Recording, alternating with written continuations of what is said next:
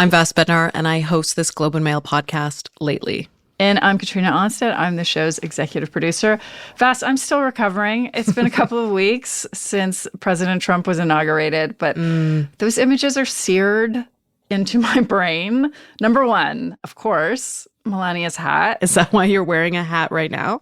Are you liking it? Yeah. Yes. The most hostile hat in history. Amazing. And number two, of course, all of those big tech bros just flanking that guy. Left, right, center, behind. There were so many of them. It was something else. Did you notice who else was there, though?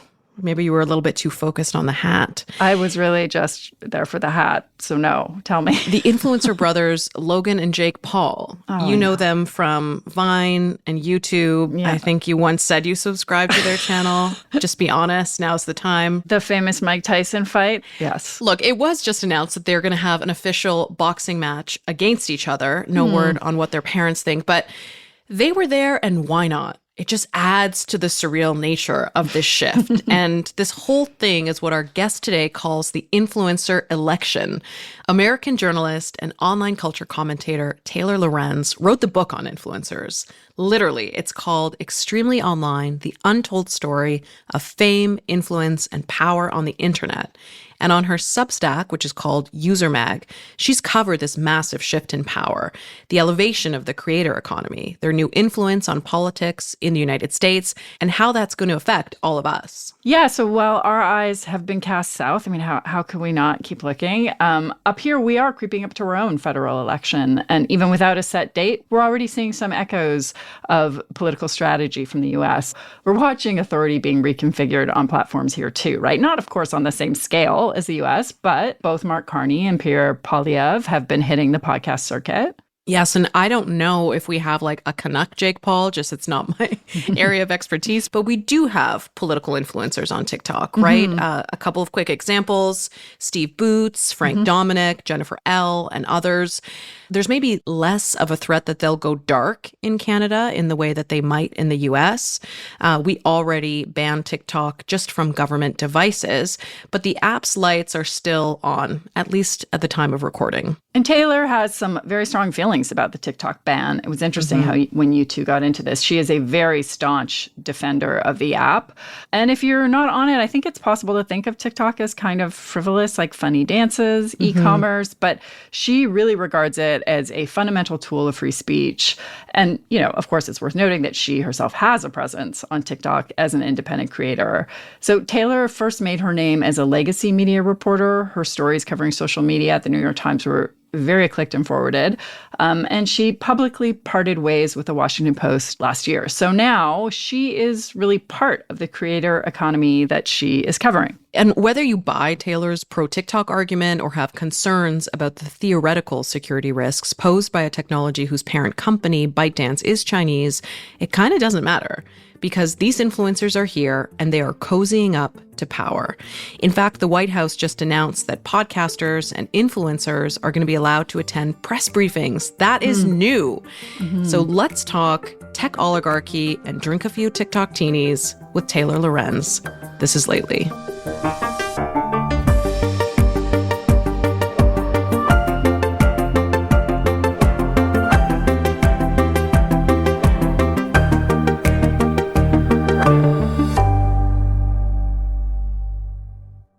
Hi, Taylor. Hi. I need to live vicariously through you for a second, if that's okay. You wrote recently in Rolling Stone about attending a pretty interesting party in D.C. on the eve of the inauguration. Could you describe that TikTok inauguration eve party for us? Like, who was there? What was the vibe? What were people drinking? Yeah. So the night before the inauguration, a bunch of the basically biggest influencers who won the election for Donald Trump came together and hosted a party that was sponsored by TikTok. It was in this beautiful sort of double-story venue in the heart of Washington, D.C. with giant gold chandeliers, red velvet walls. It looked very like old money, I guess, as the Gen Z would say.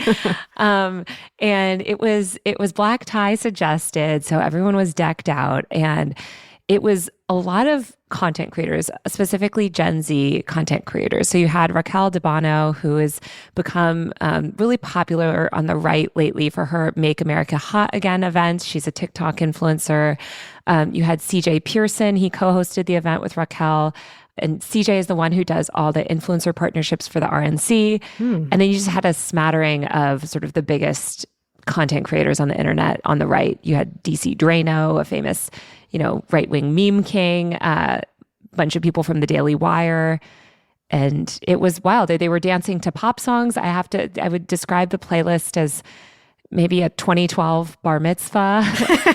And they were sipping on custom TikTok teenies. It was sort of like custom drinks that TikTok had created for the crew. Say that 3 times fast. You wrote that CJ Pearson called this the influencer election. What does that actually mean? Why does it matter? Yeah, I would say this is the first election where influencers were really at the forefront, and you really started to see this new media landscape acknowledged by the political establishment. Donald Trump has always leveraged online figures and internet personalities in his campaign. This is part of how he arose to power. But this was the first year that I think that we really saw it all go mainstream. So podcasters playing a huge role. People's information ecosystems have completely shifted away from legacy media. So you and I are chatting exactly 1 week after the inauguration. And since then, there's been an avalanche of announcements and executive orders, right? We had that head fake with the TikTok ban. We've had this announcement of a $500 billion AI infrastructure project, which is, I think, hilariously called Stargate. There's all these pronouncements around tech. Which one do you think is going to have the most profound effect on our lives?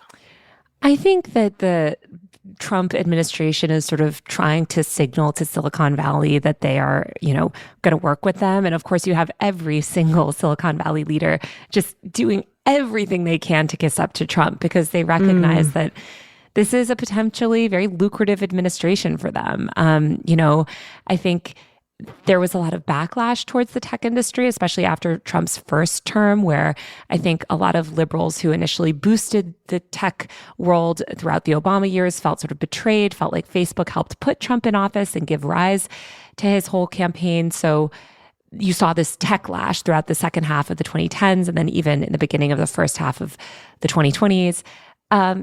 And now, they're just there to kiss the ring. They all think that they can get lucrative government contracts and that they can get a very sort of friendly regulatory environment. And I think that they might be able to do that. I mean, Trump just kind of governs based off vibes. And, if he likes someone like Elon Musk, who's coming around 24/7, like, he's going to let that person in, potentially give that person a desk in the White House even. And it's just going to be very favorable to them. Yeah, I kind of feel like his brain is a constant in and out list, on a notes app in his phone, and it's just people shifting. But speaking of in and out, we had that with TikTok, right? So we watched that here in Canada too. We had the pending TikTok ban, and then TikTok returned. You've argued that banning TikTok is a terrible, maybe even dangerous idea. Yeah. And you wrote in your newsletter, User Mag, that the TikTok ban isn't just a platform reconfiguration. It will reshape the political leaning of the creator economy and permanently alter whose voices get heard online. How so? So, aside from the fact that, we are supposed to have a free and open information ecosystem and free speech in America, this is one of our most foundational rights. The government is not supposed to control access to information in American speech, much less the speech of 170 million Americans through banning apps. We are not China, right? The government is not supposed to have direct control over our app store in these ways. I think the primary reason why TikTok became such a target has nothing to do with data security, which no one in the government actually gives a heck about. It's all about the speech happening on the app. And TikTok, as Pew Research found in their great influencer study a couple of months ago, was the one app where news content creators skewed to the left. And this is why we saw TikTok play such an integral role in the Black Lives Matter movement, in the climate justice movement, in the disability justice movement. All of these major sort of grassroots forces that have been able to leverage the platform to speak truth to power.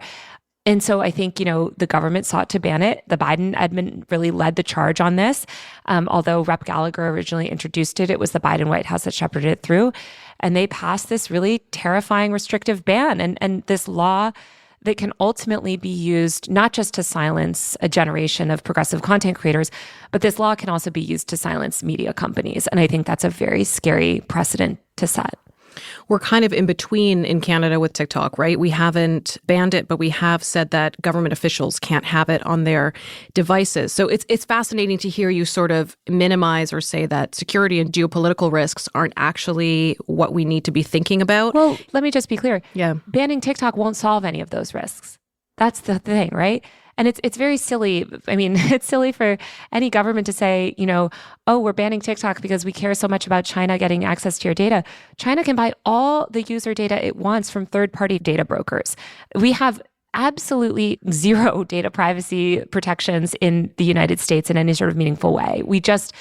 Banning TikTok doesn't protect our data in any meaningful way. And we know, by the way, that China has been able to get access to a huge amount of data on Americans through these data brokers. So, if they actually cared about this, they'd be passing things like comprehensive data privacy reform, but they'll never do that because it's not about that. They don't actually care to protect Americans' data. They care about censoring speech. And that's what I think is extremely concerning. Okay, so you're not seeing a kind of categorical difference with an app that has interests from another government? Well, there's no evidence of any data breaches in terms of U.S. user data. There's no evidence that the Chinese government has ever sought to access user data. Again, this has been a multi-year thing that the government has tried so aggressively to find any smoking gun that would give them justification for banning it over speech.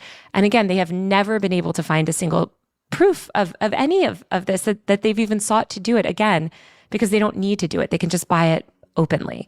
TikTok's, as we know, their sort of algorithm, and any algorithm changes has to go through Oracle, which is a US-based company. I think what people bring up is that it could be required to under Chinese law, right? But you could say that about any Chinese app. We have tons of them. They don't need TikTok to get user data, even remotely. So in Canada, through our Foreign Investment Act, we've shut down TikTok in Canada. Mm-hmm. We haven't shut down the app, but their physical offices. Okay. And Canada's kind of in between in terms of the threats of TikTok or what could be coming forward, which is maybe why we're watching what's happening in the US more, because Trump seems to have sort of kicked that can a little bit, right? He's saying he wants TikTok to have at least 50% American ownership. People have put their hand up. Does that solve these risks, whether the risk is speech or geopolitics? No, it doesn't solve anything. All it would be is basically delivering a windfall to his friends. And again, this is a wild precedent to set.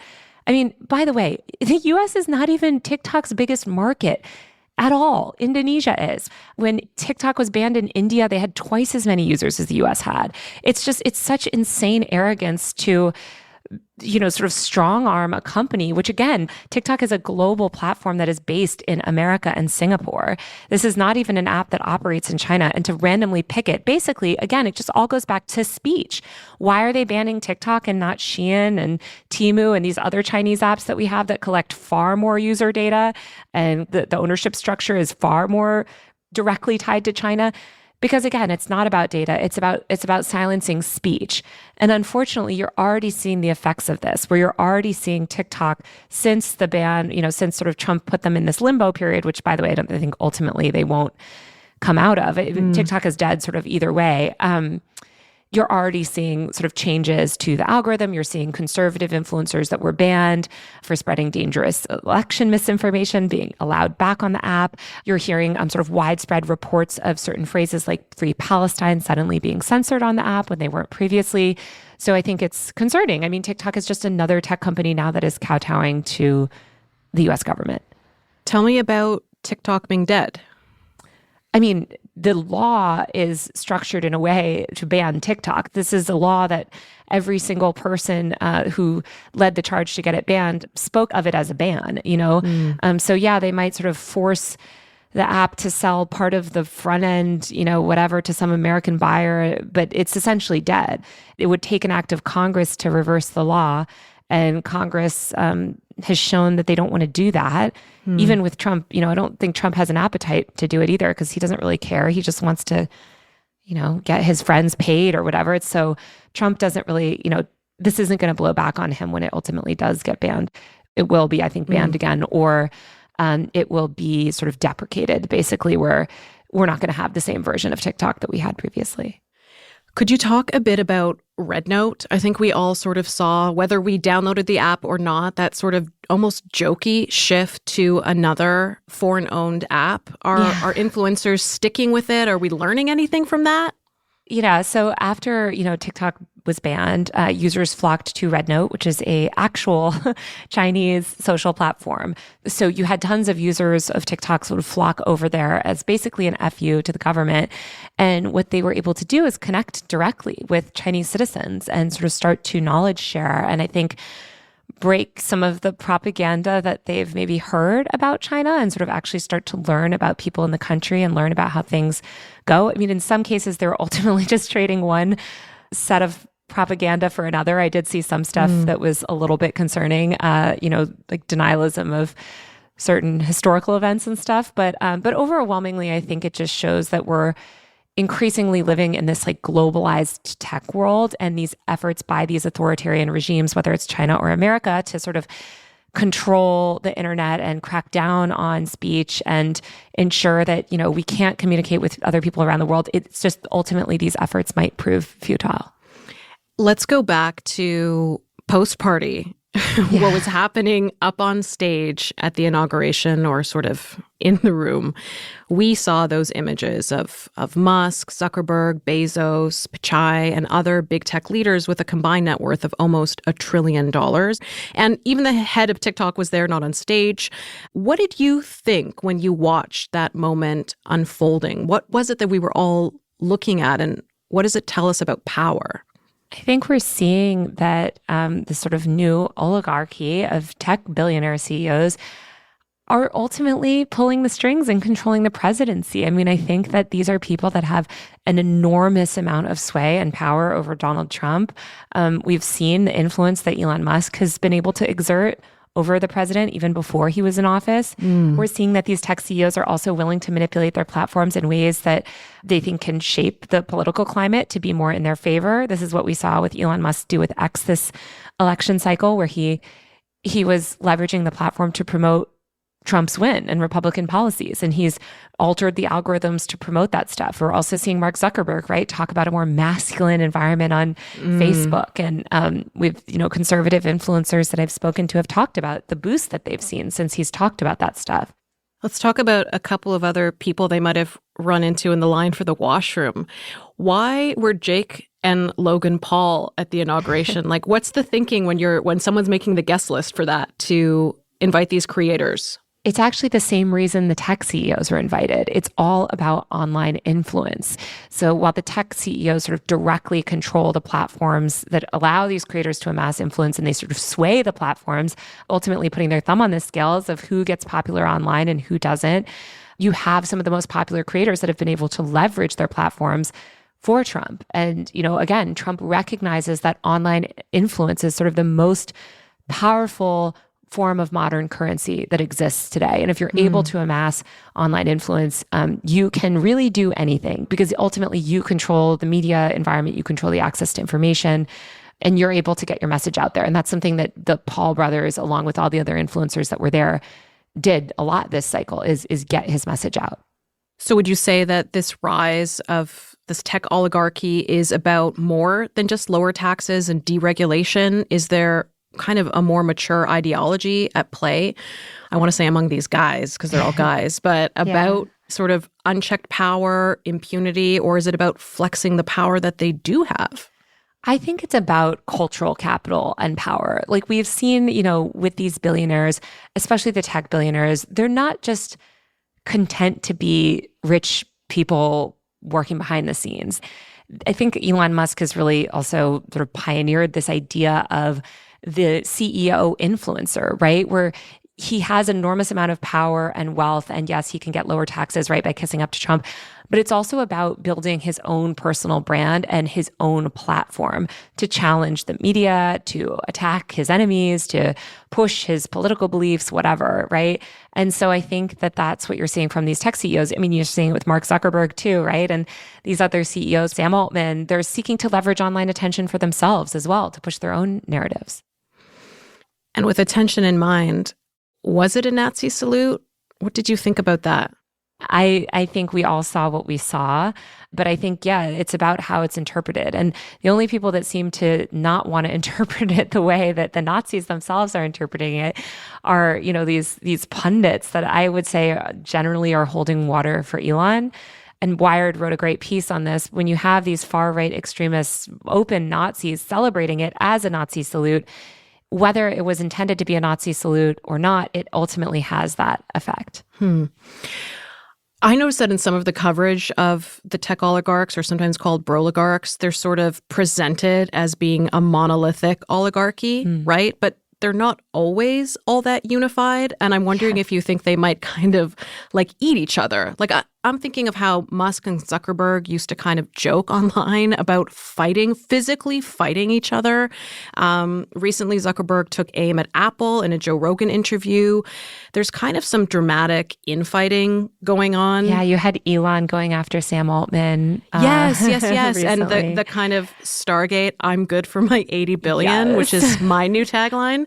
They're being called an oligarchy, but isn't this also a little bit of a Real Housewives situation? How do you think this new politic is going to pan out? Who's the Bethany Frankel?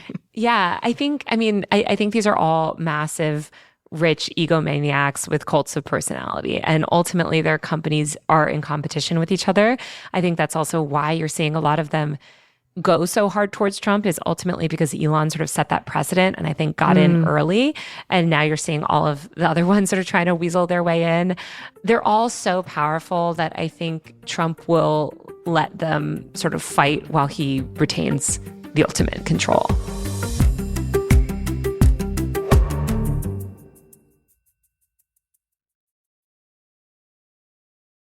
Let's talk about cute winter boots. Yes. I'd love for you to tell us a little bit about that and how this Algo speak fits into subverting power. So recently, in the past week, after TikTok came back online, you started to see a lot of left-leaning TikTok users talking about cute winter boots. And if you scroll through, this is hashtags that are used thousands and thousands of times in videos that have hundreds of thousands of views. And what cute winter boots has sort of come to signify is essentially resistance to Trump. And people are using that language to plan different resistance actions, to talk about how to keep yourself safe from the police at protests. People are sharing information on ICE raids, which is our immigration services, how to keep your data safe online and protect yourself from ICE. And they're using that language because TikTok has a very shopping-heavy algorithm. TikTok is as much an e-commerce app as it is a social media platform. And so when you talk about products, you receive a boost in the feed. And so creators are talking about cute winter boots as this sort of, as you mentioned, Algo speak, which is essentially coded language to talk about resistance in a way that isn't going to get them censored. Because again, they feel like since Trump took office, TikTok has been cracking down on left-wing political speech. So they're using this language to sort of avoid that censorship. Well, you're in LA, right? Cute winter boots is really good Canadian content as well. We're always looking for those. Yeah, I know. I was wondering if any brands were going to sort of see that phrase trending and try to hop on it. That's how you know it's kind of over, but maybe. Yeah. There is an argument kicking around that Republicans won this election by intentionally pulling the levers of the independent creator economy, thinking about Joe Rogan, who you mentioned, other influencers, the YouTube creators, and that traditional media just didn't see it coming. Last year, you left legacy media and started your own online publication, User Mag.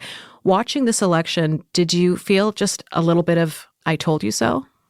I have to say, I think as somebody that covers the content creator industry and wrote a whole book on it, and I covered Trump's first election. I was in the room at the Hilton that night that he won. I was one of the few reporters back then that said that he was going to win that election as well.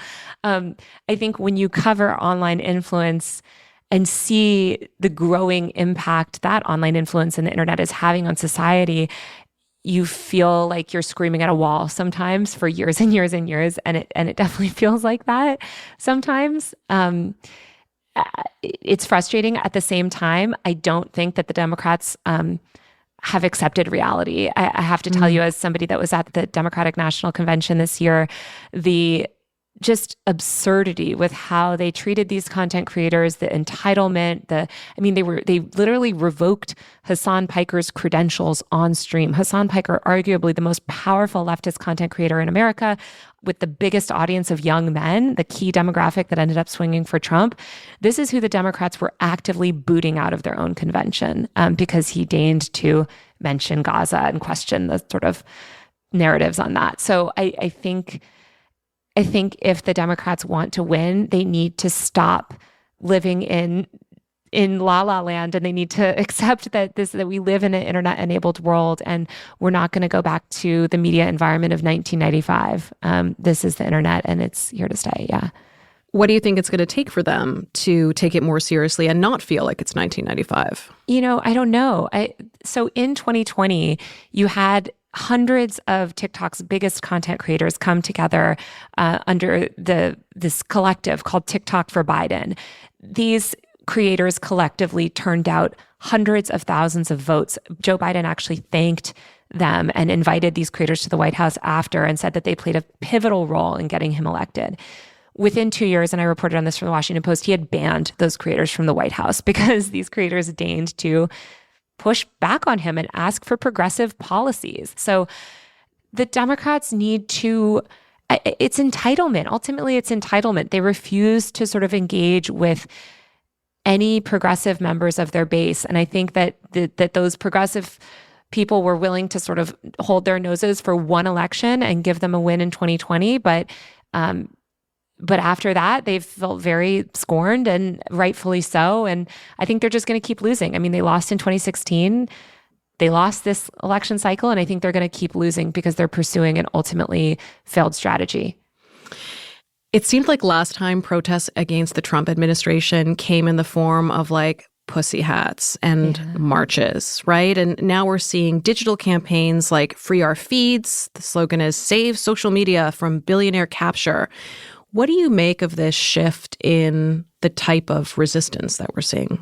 I actually would say we're not seeing resistance, really. I mean, the Free Our Feeds thing is sort of not necessarily political. I think it is a resistance to capitalist, I guess like a capitalist vision of the internet. And I think it is sort of in light of a lot of the Trump control of our social media ecosystem, but it's also sort of outside of it. It's not direct resistance to Trump. I'm actually not seeing any direct resistance to Trump. I mean, I've been talking to a lot of content creators that were formerly apolitical or even liberal, and they say, he won fair and square. This is the vibe. I'm going to hop on board. Wow. And these are people that 4 years ago were marching in Black Lives Matter protests. So I think we are just not seeing dissent. Well, maybe with that feed element that Free Our Feeds is trying to get at. That's not going to do anything.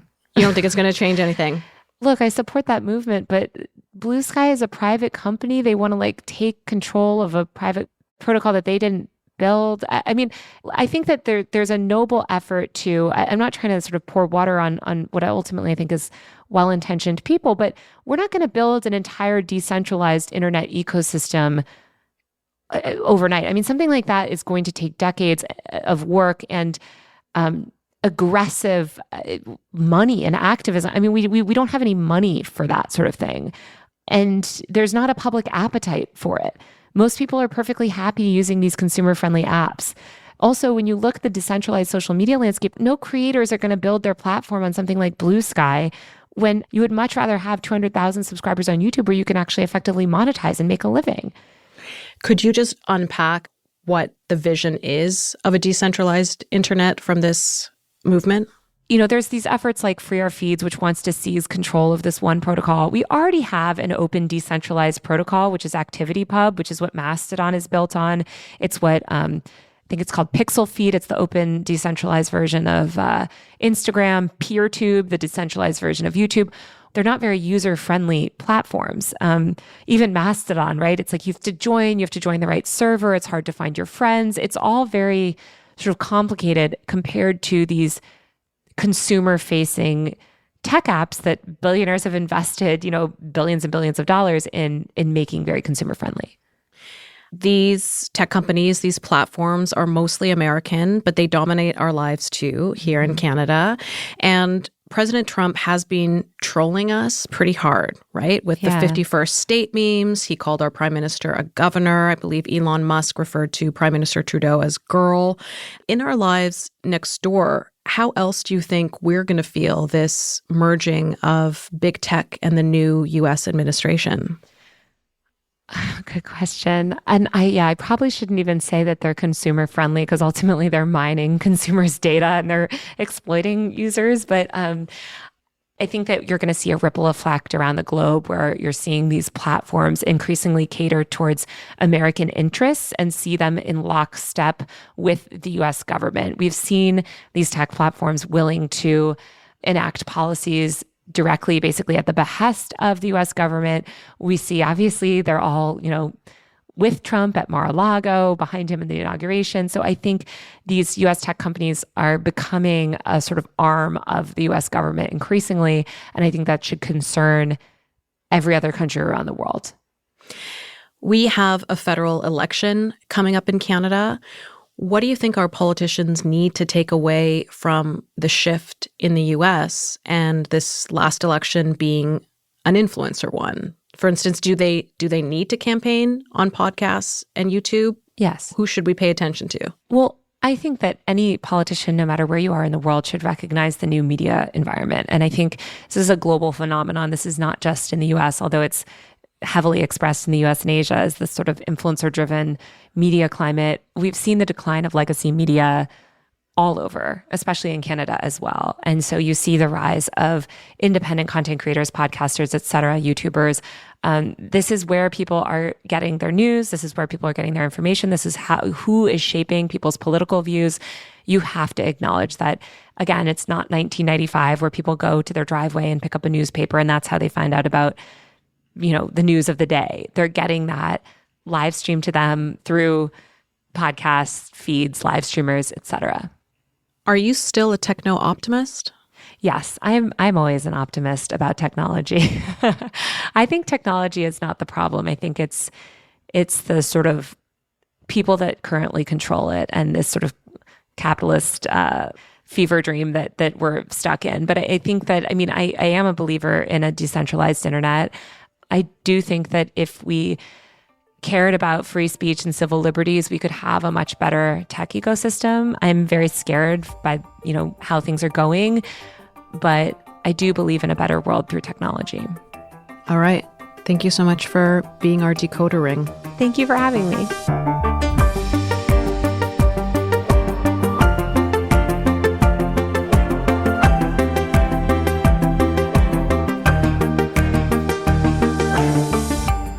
You've been listening to Lately, a Globe and Mail podcast. Our executive producer is Katrina Onstad. The show is produced by Jay Coburn, and our sound designer is Cameron McIver.